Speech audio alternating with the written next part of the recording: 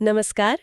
आज हम Cal Newport की किताब के कुछ अहम हिस्सों पर बात करने वाले हैं और ये किताब है गहन कार्य यानी डीप वर्क की अवधारणा पर। जी हाँ, बहुत ही दिलचस्प विषय है ये आज के दौर में। बिल्कुल। तो आज हमारा इरादा है ये समझना कि भाई ये गहन कार्य आखिर है क्या चीज, क्यों इसे इतना अहम माना जाता है और अगर ये इतना ही कीमती है तो फिर आजकल इतना कम क्यों देखने को मिलता है। सही सवाल है। और क्या इसका कोई गहरा मतलब भी है सिर्फ काम के अलावा? हाँ, यही सब। हम ये भी देखेंगे कि कैसे कुछ जानी मानी हस्तियों ने जैसे कार्ल योंग या मार्क ट्वेन विकर्षणों से मतलब डिस्ट्रैक्शन से दूर रहकर अपने काम को एक अलग ही स्तर पर पहुंचाया। ये सोचने वाली बात है ना कि कार्ल योंग जैसे महान विचारक को अपने आइडियाज पर शांति से काम करने के लिए जंगल में एक टावर बनाना पड़ा। हाँ बिल्कुल, एक अलग ही दुनिया बना ली उन्होंने। जबकि आज हम में से ज्यादातर लोग हम तो बस लगातार बजते फोन, ईमेल नोटिफिकेशंस और बैक टू बैक मीटिंग्स में ही उलझे रहते हैं। ये विरोधाभास तो है बहुत बड़ा। तो आज इसी गुत्थी को सुलझाने की कोशिश करते हैं। चलिए शुरू करें। जरूर। तो सबसे पहले एकदम बुनियादी बात साफ करते हैं। ये गहन कार्य और जिसे न्यूपोर्ट उथला कार्य या शैलो वर्क कहते हैं, इसमें क्या फर्क है? हाँ, ये समझना बहुत जरूरी है। देखिए, गहन कार्य यानी डीप वर्क का मतलब है पूरी एकाग्रता के साथ, बिना किसी भटकाव के, किसी मुश्किल काम में जुटना। पूरी एकाग्रता से? हाँ, ये वो काम है जिनमें दिमागी तौर पर चुनौती होती है, जिनसे कुछ नया मूल्य बनता है और जिनसे हमारे हुनर, हमारी स्किल्स बेहतर होती हैं। अच्छा, जैसे उदाहरण के तौर पर? जैसे किताब में जिक्र है यूंग का अपने टावर में एकदम अकेले में लिखना, या मार्क ट्वेन का अपने अलग स्टडी शेड में जाकर लिखना। वो पूरी तरह से अपने काम में डूब जाते थे। हाँ, समझ गई। मतलब दुनिया से कटकर। हाँ, एक तरह से। और दूसरी तरफ है उथरा कार्य, शैलो वर्क। शैलो वर्क ये वो काम है जिनमें ज्यादा दिमागी मेहनत नहीं लगती, लॉजिस्टिकल टाइप के काम। जैसे फटाफट ईमेल चेक कर लेना, उनका जवाब दे देना, मीटिंग्स में बैठे रहना, सोशल मीडिया पे क्या चल रहा है वो देखना। ओह हाँ, ये तो रोज की कहानी लगती है। बिल्कुल। ये काम जरूरी लग सकते हैं, आपको व्यस्त भी दिखाते हैं, पर असल में इनसे कोई खास नया मूल्य पैदा नहीं होता और इन्हें दोहराना भी आसान होता है, कोई भी कर सकता है अक्सर। हाँ, वो जो दिन के आखिर में लगता है ना कि पूरा दिन भागदौड़ की, पर किया क्या, कुछ ठोस नतीजा नहीं दिखता। वही बात है। तो फिर ये गहन कार्य इतना मूल्यवान क्यों है, खासकर आज के जो अर्थव्यवस्था है, नॉलेज इकोनॉमी जिसे कहते हैं, उसमें इसकी क्या अहमियत है? देखिए, स्रोत दो मुख्य कारण बताते हैं। पहला, गहन कार्य आपको मुश्किल चीजें तेजी से सीखने की क्षमता देता है। तेजी से सीखना कैसे? किताब में जेसन बेन का एक अच्छा उदाहरण है। उनका कोई फॉर्मल कंप्यूटर साइंस बैकग्राउंड नहीं था, लेकिन उन्होंने पूरी तरह फोकस करके गहन अध्ययन के जरिए कोडिंग सीखी। अच्छा। और अपना करियर ही बदल लिया। ये जुड़ा है सचेत अभ्यास यानी डिलिबरेट प्रैक्टिस के सिद्धांत से। डेलिब्रेट प्रैक्टिस, ये थोड़ा समझाएंगे? हाँ, मतलब सिर्फ रट्टा मारना या बार बार करना नहीं, बल्कि पूरे ध्यान से अपनी कमियों को पहचान कर उन्हें सुधारने की कोशिश करना। और इसका संबंध है मस्तिष्क में माइलिन शीथ के बनने से। माइलिन शीथ, ये क्या चीज है? सोचिए, जैसे बिजली के तार पर प्लास्टिक की कवरिंग होती है, इंसुलेशन। हाँ। वो करंट को सही रास्ते पर और तेजी से भेजती है। माइलिन भी हमारे दिमाग में नर्व सिग्नल्स के लिए कुछ ऐसा ही काम करती है। जब हम पूरी एकाग्रता से कुछ सीखते या अभ्यास करते हैं तो ये माइलिन मजबूत होती है। अच्छा, तो सिग्नल तेज और साफ हो जाते हैं। बिल्कुल। इससे सीखना और बेहतर प्रदर्शन करना आसान हो जाता है। तो ये हुई पहली वजह, तेजी से सीखना।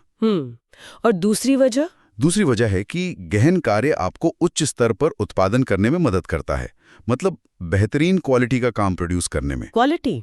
हाँ, एक सीधा सा समीकरण दिया है किताब में। बेहतरीन काम इज इक्वल टू कितना समय लगाया गुणा फोकस कितना गहरा था। समय गुणा फोकस की गहराई। जी, सिर्फ ज्यादा घंटे काम करने से बात नहीं बनती अगर ध्यान बिखरा हुआ है। स्रोत में एडम ग्रांट जैसे सफल प्रोफेसर का उदाहरण है। हाँ, उनका नाम सुना है। वो अपने अकादमिक काम को, रिसर्च और लिखने को गहन कार्य के समर्पित सत्रों में बांटकर करते हैं और नतीजे, वो बहुत ही उच्च स्तर के पब्लिकेशन कर पाते हैं। कमाल है। तो सीखना और बेहतरीन नतीजे देना, ये तो बहुत आकर्षक लगता है तो लेकिन यहीं पे वो सवाल फिर से आता है जिसका जिक्र हमने शुरू में किया था। अगर ये इतना फायदेमंद है तो फिर आजकल ये इतना दुर्लभ क्यों है? हम इसे करते क्यों नहीं दिखते ज्यादातर? हाँ, ये सचमुच एक पहेली जैसा लगता है, पर इसके कारण काफी स्पष्ट है। और सबसे बड़ा कारण है हमारे आसपास के नेटवर्क उपकरण। मतलब हमारे गैजेट्स, फोन, लैपटॉप। आराम। Email, social media, instant messaging app जैसे स्लैक या व्हाट्सएप, ये सब लगातार हमारा ध्यान खींचते रहते हैं, उसे टुकड़ों में बांट देते हैं। ये तो है। हर मिनट कोई ना कोई पिंग या अलर्ट। बिल्कुल। किताब में एक मैकेंजी के अध्ययन का जिक्र है। उसमें पाया गया कि औसत नॉलेज वर्कर, मतलब वो लोग जिनका काम सोचना, लिखना, जानकारी मैनेज करना है, वो अपने हफ्ते का 60% से ज्यादा समय सिर्फ इलेक्ट्रॉनिक कम्युनिकेशन और इंटरनेट खंगालने में बिता देते हैं। 60% से ज्यादा? ये तो बहुत ज्यादा है। हाँ, और उसमें से भी करीब 30% तो सिर्फ ईमेल पढ़ने और जवाब देने में चला जाता है। ओह, तो इतना समय अगर इन चीजों में जा रहा है तो गहरे काम के लिए वक्त कहाँ बचा? सही बात है। और क्या सिर्फ टेक्नोलॉजी ही जिम्मेदार है? टेक्नोलॉजी तो है ही, पर आजकल के काम करने के तौर तरीके, वर्क कल्चर भी इसके लिए काफी हद तक जिम्मेदार है। जैसे कि? जैसे ओपन प्लान ऑफिस, जहां कोई प्राइवेसी नहीं, लगातार शोर और डिस्टर्बेंस। फिर वो हमेशा कनेक्टेड रहने का दबाव। हाँ, कि तुरंत जवाब देना है। बिल्कुल, तुरंत ईमेल का जवाब दो, तुरंत मैसेज का रिप्लाई करो। इसे स्रोत में सबसे कम प्रतिरोध का सिद्धांत कहा गया है। अच्छा। Principle of least resistance. मतलब हम इंसान अक्सर वो काम पहले करते हैं जो उस पल सबसे आसान लगता है, जिसमें सबसे कम रुकावट महसूस होती है। ईमेल चेक करना आसान है, मुश्किल रिपोर्ट पर सोचना मुश्किल, तो हम आसान काम चुन लेते हैं। हाँ, ये तो होता है, टाल-मटोल जैसा। कुछ वैसा ही। और एक और बड़ी दिलचस्प बात है, व्यस्त दिखने को ही उत्पादकता मान लेना। ओह हाँ, business as a proxy for productivity. बिल्कुल। अगर आप लगातार मीटिंग्स में हैं, ईमेल कर रहे हैं, तो लगता है कि आप बहुत काम कर रहे हैं, भले ही असल में कोई गहरा मूल्यवान काम न हो रहा हो। ये कल्चर भी उथले कामों को बढ़ावा देता है। तो ये सब चुनौतियां हैं, टेक्नोलॉजी, ऑफिस का माहौल, हमारी अपनी आदतें और व्यस्त दिखने का दबाव। जी, लेकिन इन सब के बावजूद जो लोग गहन कार्य कर पाते हैं, क्या उसका फायदा सिर्फ उनके काम, उनके करियर या ज्यादा कमाई तक ही सीमित है, या इसका कोई गहरा, ज्यादा व्यक्तिगत मतलब भी है? बिल्कुल है, और मेरा ख्याल से ये इस पूरी अवधारणा का सबसे मजबूत पहलू है। श्रुत 3 अलग-अलग स्तरों पर इसके गहरे अर्थ की बात करते हैं। 3 स्तर? अच्छा। पहला है तंत्रिका विज्ञान, न्यूरोसाइंस के नजरिए से। किताब में विनिफ्रेड गैलागर का जिक्र है, जिन्होंने कहा था कि हमारा ध्यान ही हमारी असलियत को तय करता है। हम जिस चीज पर ध्यान देते हैं, हमारी दुनिया वैसी ही बन जाती है। मतलब I am what I pay attention to? हाँ, कुछ वैसा ही। तो गहन कार्य क्या करता है? ये हमारे ध्यान को भटकाव वाली फालतू चीजों से हटाकर सार्थक, मूल्यवान चीजों पर केंद्रित करता है। इससे हमारे जीवन का अनुभव ज्यादा गहरा और समृद्ध होता है। ये तो गहरी बात है। और दूसरा स्तर? दूसरा है मनोवैज्ञानिक स्तर। गहन कार्य हमें प्रवाह यानी फ्लो की अवस्था में ले जाने में मदद करता है। फ्लो, ये मिहाई सिक्सेंट टिमेहाई वाला कॉन्सेप्ट। हाँ, वही फ्लो, वो मानसिक अवस्था है जब हम किसी काम में इतने तल्लीन, इतने मग्न हो जाते हैं कि हमें समय का, आसपास की दुनिया का एहसास ही नहीं रहता। हम उस काम में पूरी तरह डूब जाते हैं। हाँ, कभी-कभी ऐसा होता है जब कुछ लिखने बैठो या कोई पजल सॉल्व करो। बिल्कुल। और ये फ्लो की अवस्था, रिसर्च बताती है कि ये इंसानी खुशी और गहरे संतोष के सबसे बड़े स्रोतों में से एक है। गहन कार्य आपको नियमित रूप से फ्लो अनुभव करने का मौका देता है। तो ये सिर्फ काम नहीं बल्कि खुशी का जरिया भी है। हाँ, और तीसरा स्तर है दार्शनिक, फिलोसॉफिकल। दार्शनिक, वो कैसे? गहन कार्य को शिल्प कौशल या क्राफ्टमैनशिप की तरह देखा गया है। जैसे ड्रेफर्स और कैली बात करते हैं, जब कोई कारीगर, कोई शिल्पकार किसी चीज को पूरी लगन, ध्यान और कौशल से बनाता है, तो उस काम में एक खास तरह का अर्थ और कह सकते हैं एक पवित्रता का भाव आ जाता है। ये सिर्फ हाथ के काम पर लागू नहीं होता। किताब में रिक फुरर जैसे लोहार का उदाहरण है जो बेहतरीन तलवारें बनाते हैं। पर यही बात किसी सॉफ्टवेयर डेवलपर पर भी लागू होती है जो बहुत ध्यान से सुरुचिपूर्ण कोड लिखता है, या किसी लेखक पर जो अपने शब्दों को तराशता है।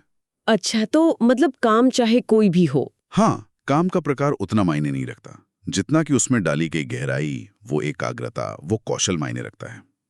ये हमें अपने काम में गर्व और अर्थ खोजने में मदद करता है, जो आजकल बहुत से लोगों को अपने काम में महसूस नहीं होता। ये तो बहुत ही महत्वपूर्ण बात है, काम में अर्थ खोजना। बिल्कुल।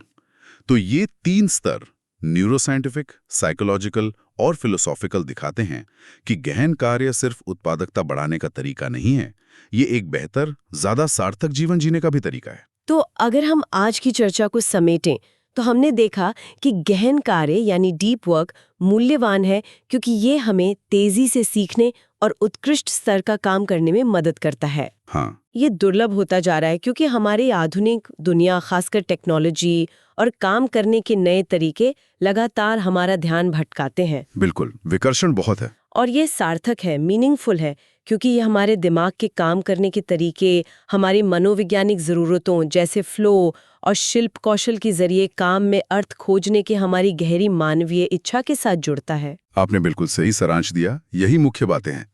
और जाते जाते शायद एक विचार श्रोताओं के लिए छोड़ा जा सकता है। हाँ, जरूर। गहन कार्य का मतलब सिर्फ ज्यादा घंटे काम करना या खुद पर बोझ डालना नहीं है। इसका असली मतलब है बेहतर ढंग से काम करना, ज्यादा ध्यान से, ज्यादा गहराई से और शायद ज्यादा सार्थक रूप से।